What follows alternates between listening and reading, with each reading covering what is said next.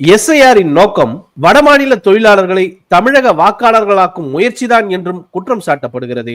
மன்மோகன் சிங் ஆட்சி காலத்துல 2013 அக்டோபர் 17 மத்திய அரசுக்கு சொந்தமான பிரஸ் இன்ஃபர்மேஷன் பியூரோ ஒரு frequently asked question அப்படின்னு ஒண்ணு வெளியிட்டாங்க. அதுல ஒரு கேள்வி, நான் டெல்லியில வாழ்றேன், வேலை பார்க்கிறேன் அப்படிங்கிறப்போ நான் என்னுடைய சொந்த கிராமத்துல வாக்களிக்க முடியுமா? நோ. நீங்க மக்கள் பிரதித்துவ சட்டம் 1950 சட்டப்பிரிவு 19 சப்செக்ஷன் பி படி டெல்லியினுடைய ஆர்டினரி ரெசிடென்டாக கருதப்படுகிறீர்கள். எனவே உங்கள் பெயரை டெல்லியில் இருக்கிற வாக்காளர் பட்டியலில் மட்டுமே தான் என்ரோல் பண்ணிக்கொள்ள முடியும். உங்களுடைய சொந்த கிராமத்துல நீங்க ஓட்டு போடுற மாதிரி வாக்காளர் பட்டியலில் சேர்க்க முடியாது. எந்த சட்டம் படி இப்படி சொல்லப்பட்டிருக்கு?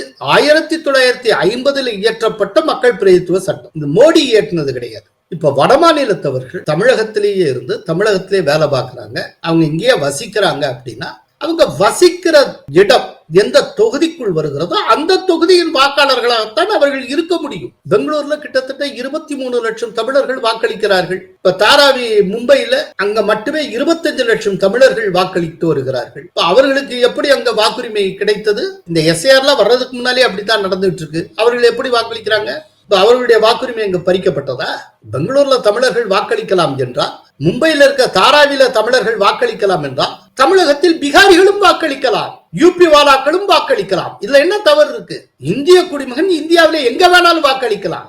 இந்தியர் அல்லாதவர்கள் இந்தியாவில் எந்த இடத்திலும் வாக்களிக்க முடியாது, கூடாது.